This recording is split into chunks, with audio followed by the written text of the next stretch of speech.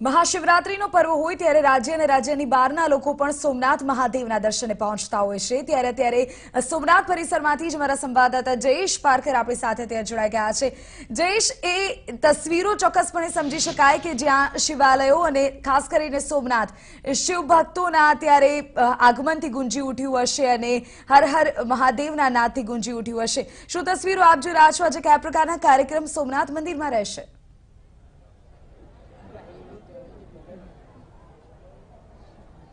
बिल्कुल विधि आखिरे आज जયારે महाशिवरात्रीનો अवसर છે એ अवसर ઉપર અત્યારે ન માત્ર ગુજરાત પરંતુ સમગ્ર દેશમાંથી ભક્તો અહીં પ્રથમ જ્યોતિર્લિંગના દર્શનાર્થે પહોંચતા હોય છે અને આજના દિવસના પણ જો ખાસ વાત કરવામાં આવે તો તમામ પ્રકારની વ્યવસ્થાઓ ગોઠવવામાં આવી છે। ચુસ્ત પોલીસ બંદોબસ્ત સાથે વ્યવસ્થા સઘન કરાય છે અને જે કંઈ પણ ભક્તો અહીં આવી રહ્યા છે તેમને કોઈ પણ પ્રકારની અગવડ ન પડે તે પ્રકારે તમામ વ્યવસ્થાઓ કરવામાં આવી છે। આપ જોઈ રહ્યા છો ઘણા બધા કતારબદ્ધ અત્યારે ભક્તો છે અને આ ભક્તો અત્યારે હર હર મહાદેવના નાદ સાથે શિવાલય તરફ આગળ વધી રહ્યા છે।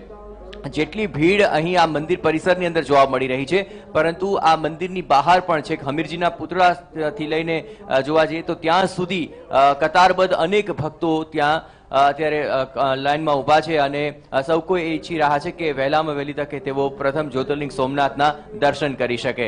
અત્યારે આ તમામ ભક્તો જે છે તે કતારબદ્ધ ઊભા રહીને આ મંદિર પરિસરની અંદર આવી ચૂક્યા છે કે જે સવારના 4 વાગ્યાથી અહીં આવ્યા હતા કે જેથી તેમને આ મહાદેવના દર્શન થઈ શકે અને આપ જોઈ રહ્યા છો તે પ્રમાણે હર હર મહાદેવના નાદ સાથે તેઓ સૌ કોઈ આગળ વધી રહ્યા છે। ભક્તો સાથે પણ આપણે ખાસ વાતચીત કરાવીએ તો ક્યાંથી આવો છો આપ? अच्छा, કેટલા વર્ષોથી દર્શન કરવા આવો છો? 2 વર્ષથી। अच्छा, આપ ક્યાંથી આવો છો? જામનગરથી આવી। अच्छा, કેટલા વર્ષોથી દર્શન? 2 વર્ષથી આવી। अच्छा अच्छा જી, આપ ક્યાંથી આવો છો? નડિયાદથી। अच्छा, હા ને અહીં રેગ્યુલર છે, રેગ્યુલર આ પરિસરમાં આવીને કેવું લાગે છે આપ? લાગે છે, બહુ સરસ છે, ફાઇન છે, સિસ્ટમેટિક છે, બધું સરસ છે। રાજકોટથી આવે છે। अच्छा, કેટલા વર્ષોથી આવો છો? નિયમિત દર 2 મહિને આવવાનો। अच्छा, તો કેવું લાગે છે અહીંયા આવો છો? આજનો દિવસ કંઈક અલગ જ માહોલ છે। अच्छा, ક્યાંથી આવો છો આપ? બોમ્બેથી। अच्छा, પહેલી વાર આવો છો દર્શન કરવા? હર વર્ષે। अच्छा, આ પરિસરમાં કેવું લાગે છે? આ મહાશિવરાત્રીનો અવસર છે, શું કહેશો? જલસો થઈ જાય अच्छा, એકદમ। જી બિલકુલ। ક્યાંથી આવો દાદા આપ? રામનાથ રાજકોટ। अच्छा अच्छा, દર્શન કરવા આવ્યા છો? કેટલા વર્ષોથી આવો છો? 8મી વર્ષે। अच्छा, અહીં આવીને કેવું લાગે છે આપને દાદા? આનંદ આવે બહુ બહુ।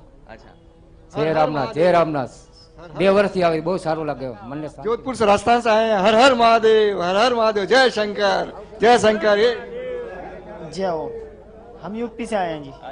यूपी से आए हैं, मुझे सेवाकुंज से आया आंध्र प्रदेश।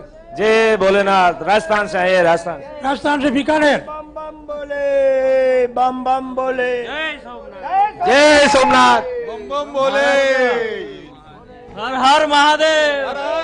તો વિધિ આપે જોયું એ પ્રમાણે ન માત્ર ગુજરાત પરંતુ યુપી, રાજસ્થાન, મહારાષ્ટ્ર આ તમામથી આખરે ભક્તો અહીં આવે છે અને તેઓ ઘણા વર્ષોથી નિયમિત અહીં આવતા હોવાની પણ વાત કહી રહ્યા છે।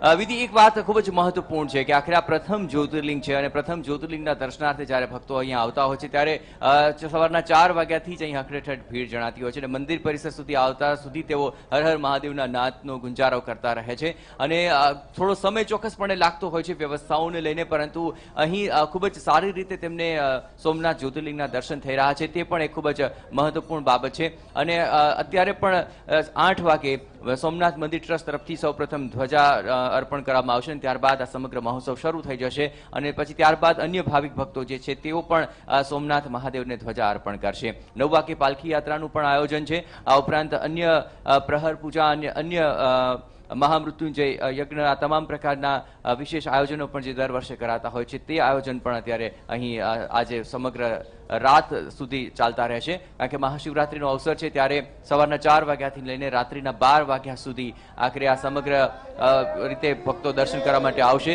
અને ત્યારબાદ પણ રાતના અનેક ભક્તો અહીં મહાદેવના દર્શન કરવા માટે પહોંચવાના છે। વિધિ, જયેશ, જે પ્રકારે તસવીરો કરી છે, જે પ્રકારે જાણકારી તમે આપી રહ્યા છો કે સોમનાથ મહાદેવ મંદિર તરફથી, ટ્રસ્ટ તરફથી પણ કેટલાક ખાસ આયોજનો કરવામાં આવતા હોય છે અને તેના માટે જ ભક્તોની વહેલી સવારથી કતારો લાગતી હોય છે કે એક ઝાંખી તેઓ ચૂકી ન જાય, તો કોઈ ખાસ કાર્યક્રમો શિવરાત્રીના પર્વે સોમનાથ ટ્રસ્ટ દ્વારા?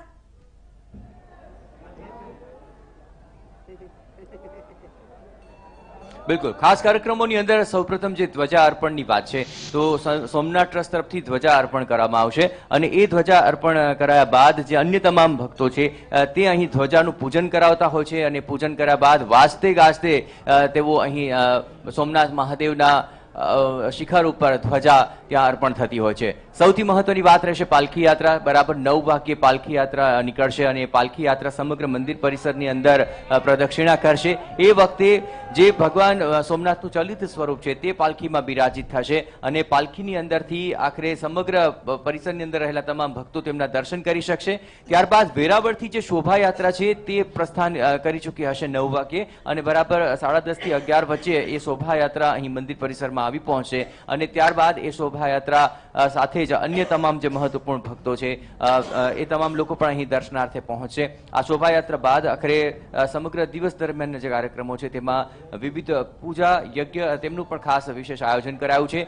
મંદિર પરિસરની બહાર સોમનાથ ચોપાટી ઉપર પણ વિવિધ સાંસ્કૃતિક કાર્યક્રમોનું આયોજન કરવામાં આવ્યું છે અને સાંજના સમયે ત્યાં પણ સાંસ્કૃતિક કાર્યક્રમો રાતભર ચાલતા રહેશે। ખાસ કરીને 12 વાગ્યાની આરતી જે છે તે ખૂબ જ મહત્વપૂર્ણ રહેશે। રાત્રે 12 વાગ્યાની આરતી બાદ પણ જે ભક્તો આવ્યા છે તે તમામને આખરે દર્શન થઈ શકે તે માટેની વ્યવસ્થાઓ છે અને ન માત્ર ગીર સોમનાથ પણ આસપાસનો સમગ્ર સૌરાષ્ટ્ર અને દૂર દેશાવરથી જે ભક્તો આવશે એ તમામ લોકો મોડી રાત સુધી સોમનાથ મહાદેવના દર્શન કરી શકશે। વિધિ જયેશ, જે પ્રકારે પ્રથમ જ્યોતિર્લિંગ છે દેશભરમાંથી ભક્તો ત્યાં પહોંચતા હોય ત્યારે સૌ કોઈ શિવ ભગવાનની મહાદેવની ઝાંખી કરવા માટે આતુર હોય છે, ત્યારે ગર્ભગૃહની સીધી તસવીરો પણ બહાર પહોંચાડાતી હશે કે જેનાથી લોકો જે કતારમાં ઊભા છે તેઓને કદાચ જલ્દી ભગવાન સુધી પહોંચવાની ઈચ્છા થઈ જાય અને તેઓ બહારથી દર્શન કરી શકે।